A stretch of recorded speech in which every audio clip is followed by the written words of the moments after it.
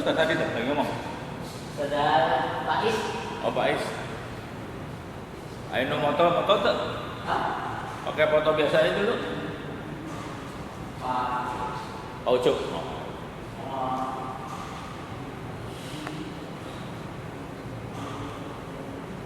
Bapak-bapak, di mana?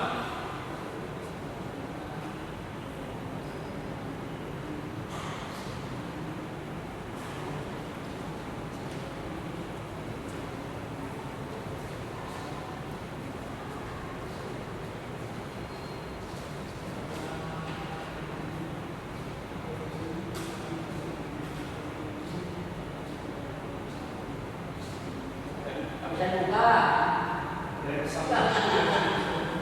Dari sabar berpikir, orang jualan empal ya di sana. Di sini ada di Kelapa. Juga material. Material di mana sih? Yang masih belok kiri. Yang jalan situ. Iya. Ini enggak.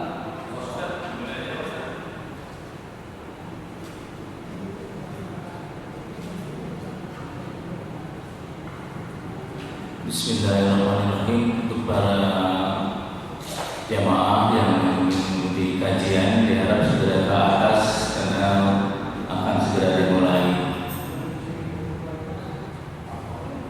Kembali disampaikan pada para jamaah yang masih di bawah, kajian sama Ustaz Idris akan segera dimulai. Mohon dapat menempati tempat di lantai atas musola. Terima kasih. Assalamualaikum warahmatullahi wabarakatuh.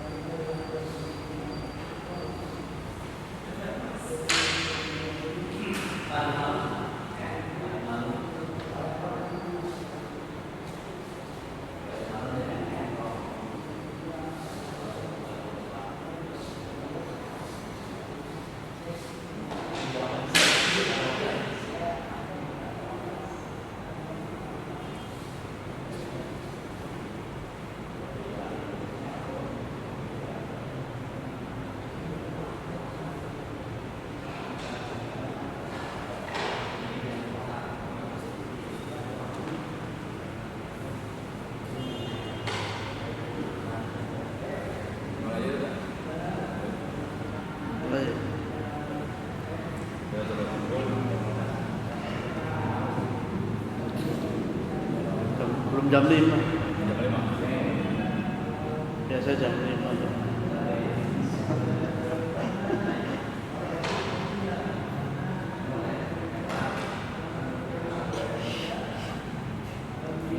Di bawah ada.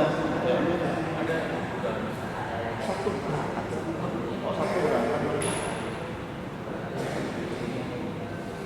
Kanan aja.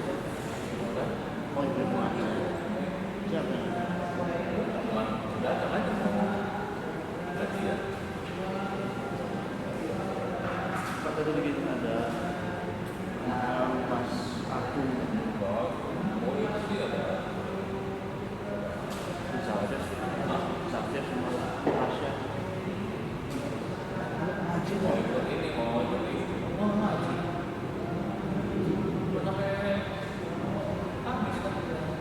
Iya mereka harus.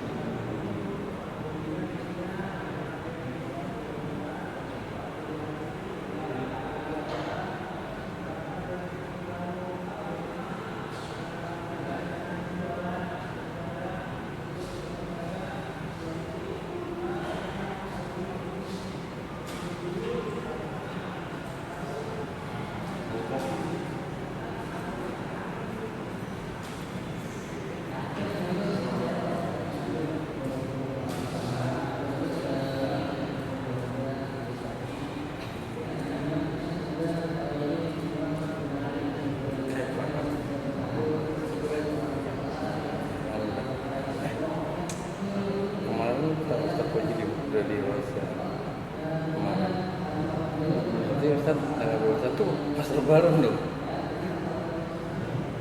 Hah? Libur apa ada sih? Tergantung sih. Nanti saya TKM ngajuin ada aja deh.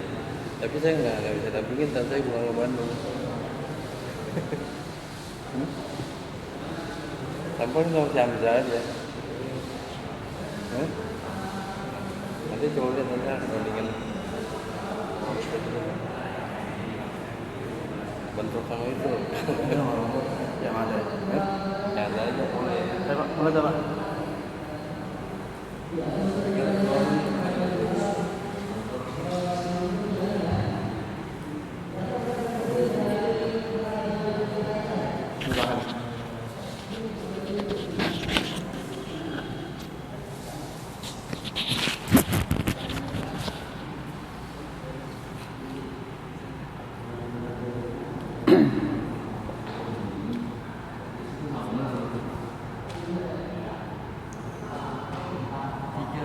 Bismillahirrahmanirrahim. Assalamualaikum warahmatullahi wabarakatuh. Alhamdulillahirabbil alamin.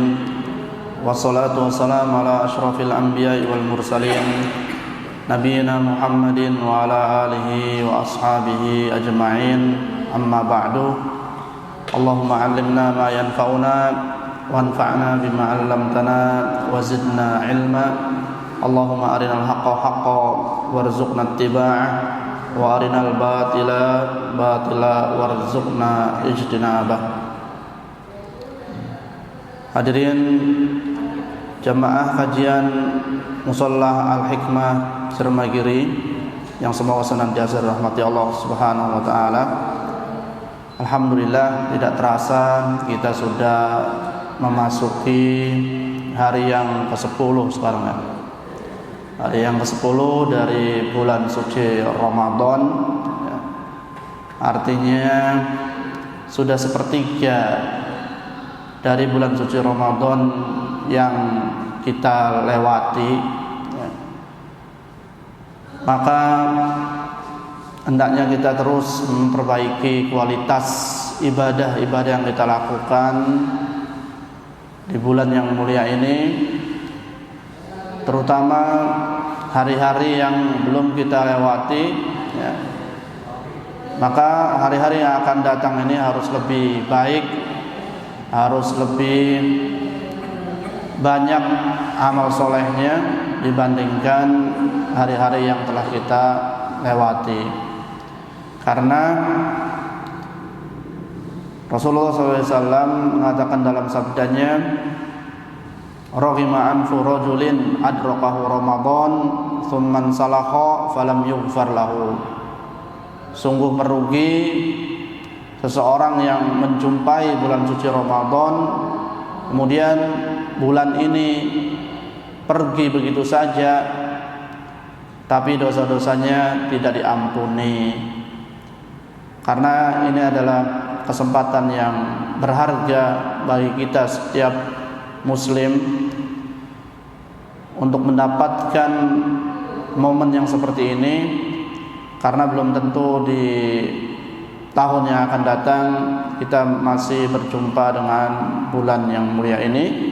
Oleh karena itu hendaknya kita pergunakan dengan sebaik-baiknya untuk melakukan amalan ibadah, apapun amalan tersebut ya, kita perbanyak di bulan yang penuh dengan ampunan, yang penuh dengan rahmat dan penuh dengan pelipatan pahala ini. Selanjutnya kita akan memasuki pelajaran kita pada Syarh Masail Jahiliyah, yaitu pada permasalahan yang ke-41, yang mana permasalahan ke-41 ini akan membahas tentang wasfullahi bin naqsi, yaitu mensifati Allah dengan kekurangan. Padahal Allah Subhanahu wa taala itu adalah zat yang maha sempurna ya. Allah tidak ada kekurangan sedikit pun pada diri Allah Subhanahu wa taala. Karena Allah Subhanahu wa taala tempat kita meminta ya. Kalau zat yang tempat kita meminta memiliki kekurangan, kemudian nanti diminta oleh makhluknya, ternyata zat tersebut tidak memiliki, maka zat ini tidak berhak, tidak layak untuk dijadikan sebagai Tuhan, sebagai sesembahan, karena ada kekurangan. Bayangkan kalau kita sebagai seorang manusia atau seorang makhluk, ya, ketika ada seorang yang minta kepada kita, kemudian kita tidak bisa memenuhi permintaan tersebut, maka kita bukanlah makhluk yang sempurna. Atau mungkin kita akan merasa malu, kita akan merasa terhina karena kita tidak bisa memenuhi permintaan orang tersebut. Nah, kalau ini dimisalkan kepada Tuhan, ya, yang mana Tuhan itu harus memenuhi seluruh kebutuhan makhluknya, kemudian ada makhluknya yang minta sesuatu, tetapi sesuatu tersebut tidak bisa dikabulkan oleh Tuhan itu, maka Tuhan ini pasti ada kekurangan, maka dia pun akan malu karena tidak bisa memenuhi hambanya. Nah, sifat seperti ini tidak dimiliki oleh Allah Subhanahu wa taala. Allah Subhanahu wa taala Maha sempurna, ya, dan terjauh dari segala kekurangan. Namun orang-orang jahiliyah mereka mensifati Allah Subhanahu wa taala dengan sifat bahwasanya Allah itu punya kekurangan. Nisbatun naqais ilaihi subhanahu, mereka menisbahkan kekurangan-kekurangan ini kepada Allah Subhanahu wa taala. Seperti apa? Contohnya kal walad, seperti Allah punya anak. Nah, ketika menisbahkan kepada Tuhan, Tuhan itu punya anak, berarti Tuhan itu mempunyai kekurangan. Berarti Tuhan tersebut butuh kepada sesuatu. Sebagaimana kita sebagai seorang bapak, ya, dia akan berharap kepada anaknya, dia akan membutuhkan kepada anaknya, ya, dan dia ada harapan terhadap anaknya tersebut. Ya. Kalau seorang bapak butuh kepada anak, ya, berarti bapak itu ada kekurangan, ya. Nah, orang jahiliyah itu menisbahkan atau menganggap bahwasanya Allah itu punya anak, ya. Wal haja wat ta'am, dan mereka juga menyematkan kepada Allah bahwasanya Allah butuh, punya keinginan, punya kebutuhan. Allah punya rasa capek, ya. Padahal ya sifat-sifat kurang seperti ini tidak dimiliki oleh Allah Subhanahu wa taala. Allah tidak pernah capek, ya. Dan Allah tidak pernah butuh terhadap sesuatu, tidak pernah butuh kepada hambanya. Nah, orang jahiliyah mereka menisbahkan sifat kekurangan ini pada Allah, tapi mereka tidak menisbahkan sifat-sifat ini kepada rahib-rahib mereka, para ahli ibadah mereka, ya. Seperti orang-orang Yahudi. Orang-orang Yahudi mereka menisbahkan bahwasanya Uzair itu anak Allah, ya. Dan orang-orang Nasrani mereka mengatakan bahwasanya Al-Masih ibnullah, Isa Al-Masih itu anak Allah. Wa musyrikul Arab mereka menisbahkan bahwasanya al-malaika banatullah, malaikat itu adalah anak-anak perempuan Allah. Nah, ini kan menisbahkan Allah Subhanahu wa taala bahwasanya Allah memiliki kekurangan, Allah butuh kepada makhluknya. Ma'anna an-nasara yunazzihuna akhbarahum anil aulad waz zawjat. Padahal orang-orang Nasrani mereka menafikan, mereka menolak bahwasanya rahib-rahib mereka, orang-orang pintar di kalangan mereka itu punya anak, punya istri. Nah, kalau mereka menisbahkan atau menyebut para alim ulamanya, para ahli ibadahnya punya anak, punya istri, mereka marah, mereka tidak terima karena tidak layak seorang rahib, seorang ahli ilmu punya anak, punya istri. Nah, ini nggak pantas bagi orang-orang Nasrani, ya. Mereka menganggap rahib-rahib itu punya anak atau punya istri. Kenapa anggapannya? Karena ini adalah naqsun, menurut mereka ya ini adalah kekurangan ya. Orang yang punya anak, punya istri itu berarti dia tidak sempurna ya, karena dia butuh terhadap sesuatu. Orang yang punya anak berarti dia masih ada nafsu yang harus dipenuhi. Nah, berarti dia butuh terhadap nafsu tersebut. Nah, atau orang yang punya anak dan istri, dia butuh terhadap ketenangan, butuh terhadap keberlangsungan hidupnya, sehingga dia harus butuh ada yang meneruskan, melanjutkan setelah dia. Nah, berarti ini adalah sifat kurang. Fahum la yunazzihuna Allah amma yunazzihuna anhu ruhbanahum. Nah, mereka tidak mau mensucikan Allah, bahwasanya Allah itu ya tidak punya anak, Allah tidak punya pasangan, tidak punya istri ya. Seperti sebagaimana mereka mensucikan rahib-rahib mereka, ahli-ahli ibadah mereka. Nah, ini kan aneh gitu. Kalau kepada rahibnya mereka menolak bahwasanya rahibnya itu punya anak atau punya istri, tetapi kepada Allah malah menyematkan Allah itu punya anak, punya istri. Ya, padahal orang yang punya anak dan punya istri berarti dia itu memiliki sifat kekurangan. Begitu pula kadzalikal Arab kanu yaqra'ul al-banat. Nah, mereka juga orang-orang Arab ya. Orang-orang jahiliyah dulu, bangsa Arab itu mereka tidak suka dengan kehadiran anak perempuan.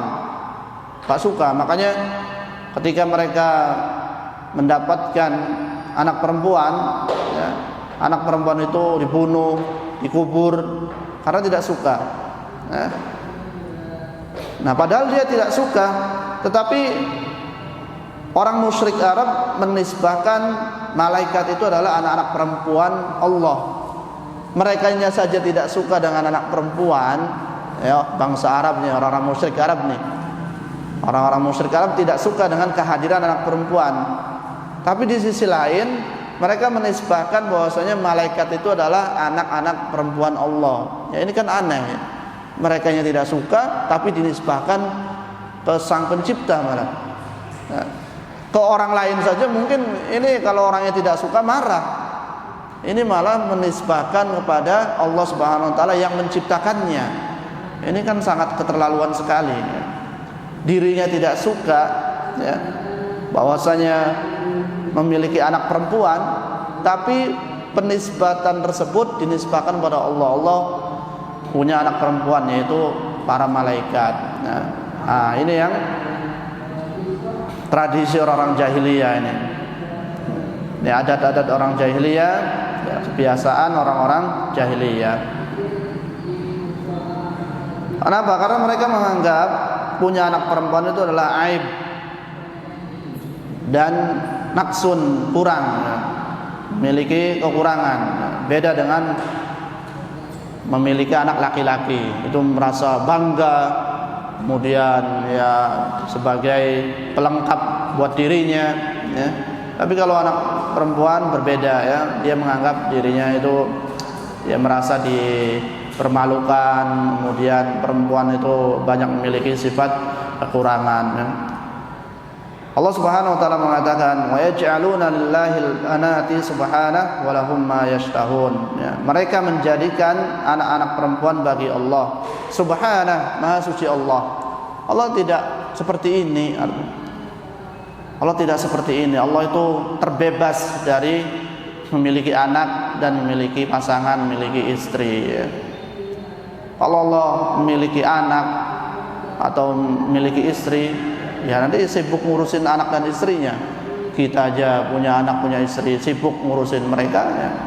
Nanti kapan akan ngurusi hamba-hambanya ya, seperti kita ketika ada sesuatu dengan teman atau dengan kerabat yang lainnya, ketika ada anak dan istri yang juga punya kebutuhan, kita akan memprioritaskan anak dan istri kita terlebih dahulu.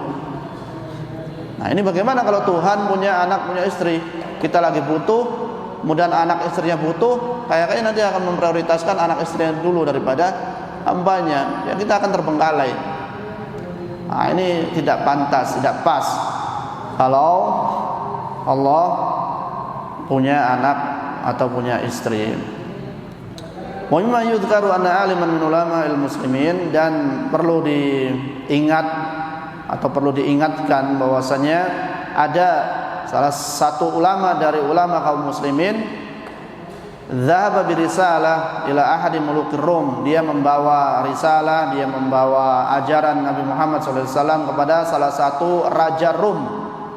Falamma dakhala alaihi qala lahu kaifa az-zawja wal aulad. Ketika utusan ini menemui salah satu raja dari raja Rum, ya, Romawi, maka utusan ini berkata kepada raja itu, bagaimana kabarnya anak dan istri? Nah, menanyakan kepada raja tersebut, bagaimana kabarnya anak dan